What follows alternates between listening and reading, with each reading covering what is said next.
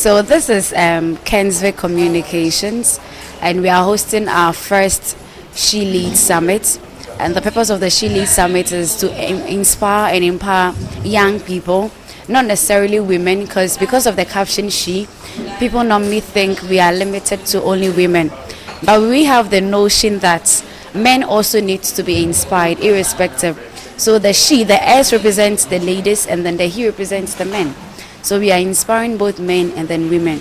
What brought the ideology of She Leads Power is that we realized that hardly do you see young people indulging in leadership, even though they go through a lot of summits, a lot of activities to become leaders, but hardly do you see them in our parliamentary sectors, managerial sectors and all that. So the She is coming as a leadership summit to empower people, educate them, groom them, and prepare them for the leadership role ahead of them. And it's not about politics, no. You might see MPs on the flyers, you might see other parties, but no. It's all about leadership. Whoever is willing to empower, groom the young people, so that in few years to come, we might see some of the members that went through this She Summit becoming leaders, presidents, ministers, because we believe the younger people have so much to give to the Ghanaian society. And a lot of expectations are on the way. I mean, we have a lot of things that we are about doing. As you can see, we've given pavement to also vendors, exhibitors. Some are startup capital, some are startup businesses, some are business that is already ruling. We are looking at, if we are impacting in the leadership sector, we also have to build our entrepreneurial skills. So when you walk through, you could see there are businesses going on board. So if you have any business you wish to exhibit in any of our companies or in any of our events, you can always bring. The doors are all open. And next year, to the same She Summit is coming up with a She Leads Award, which will be launching few months to come. They're basically about the She Women Awards is also to impact women. For that one, we are giving it to the women because we want the women to be there. Myself, I want women to be up there more than the men. Sorry to say, but I believe that we need to give the women the zeal, the platform. And I know our president is one of the key people championing women empowerment, and other political, flag bearers who are doing the same. We need to give women the platform to unleash their potentials and their talents. Because I have the notion, the belief that one day a woman will be the president of Ghana. My final words to the youth of Ghana, to be precise, because I'm a full Ghanaian, and then to the entire African youth, is that let's take up initiatives. Let's try to build ourselves. Let's not be limited to what we have. Let's try and expand what we have. It's been network, it's been an opportunity. Every single chance we get, let's try to build what we have. And we should also make sure that we should make the impact affect the whole. If you have some, teach others, because that's the main concept of SMIVI. I'm a youth like you, trying to help you get to where you want to do. So if you also have something, help someone. Let's build a better Ghana. I believe with that, the future is our dreams, and then the sky is our limit. I advise entrepreneurs to always start small, looking at the bigger picture, but start small. Sometimes when you start big, it's difficult to grow with the company. Now, when you grow with your company or organization, you're able to learn from your mistakes and you're able to grow organically. And so Ghana indeed has very good stories when it comes to entrepreneurship. And I hope and pray that maybe in the next 5 or 10 years, we would have 3 times or 4 times more the number of entrepreneurs that we have present. It's originality. One of the problems that we have in Ghana is a lot of people tend to copy things that others are doing. And so once you are original in your idea, and you have passion for your idea, I think things will move forward in the right direction. I think it has always been a major challenge, but you have several institutions that fund a lot of young entrepreneurs. Some of them are government agencies, some of them are private institutions, some of them are financial institutions. But what I would urge you is that once you are seeking funds, make sure that your books are good. Make sure that you have something tangible that you already have, because you cannot walk into a bank and say you want to start a bakery business and you have nothing to show. You don't have a place to do it, you don't have machines, you have nothing.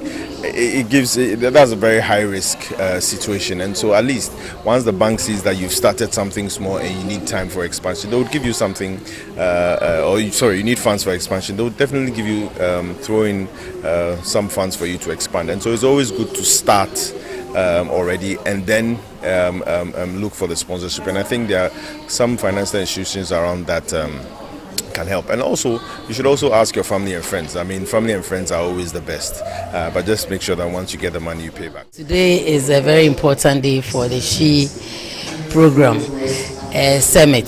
I think this is 2024 Summit, and the topic has to do with business entrepreneurship.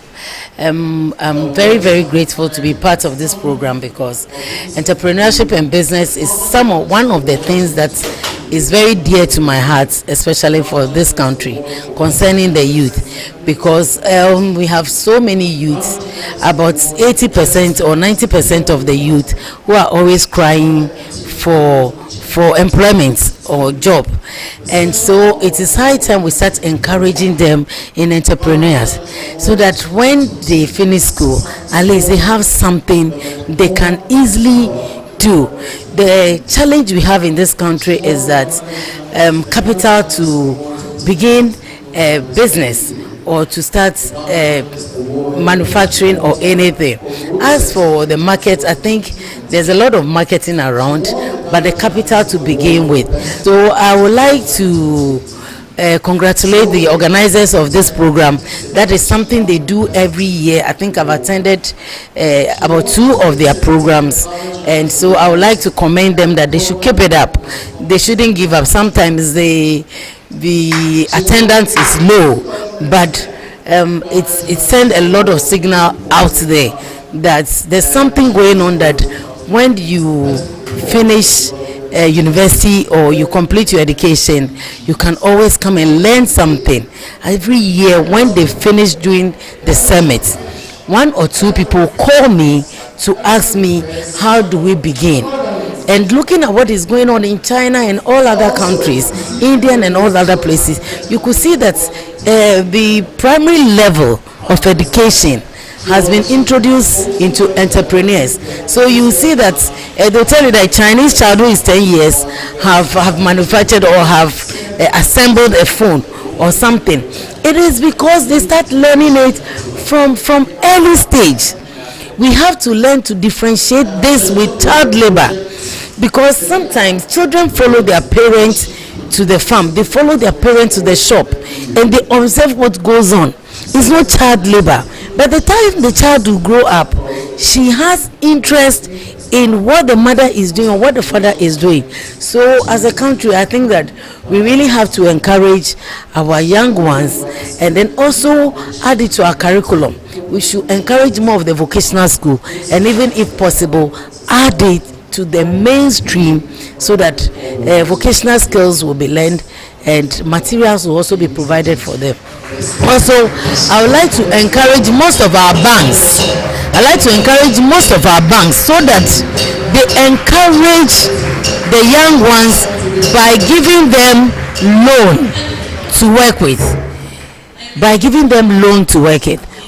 with. Because the capital to begin is also very, very key. So as His Excellency John Dramani Mahama has said, that with the 24-hour economy, they are going to help the students to be given some loan so that they can pay their fees and loan to begin with, especially the women. They will do the women banking, world banking, so that they can have some money to, support the young ones. I think it's a laudable idea. A lot of people have so many businesses or other things to do, but the fear is that when they open the business for somebody, they have the idea, they want to give it to somebody to implement, but they open the business to them and then they disappoint them. There are so many people who are out of this country, who are Ghanaians, who are ready, that they want to come and implement what they have there, or to come and establish some business here for the young ones to run for them. But before you say jack, they give them the money and they collapse the business, and that is what is deterring a lot of people from coming out to establish things for the young ones to take up. So I would like to advise the young ones out there that they should learn to build their trust so that people can trust them and hand over whatever they are doing when they are growing to them to take over for them.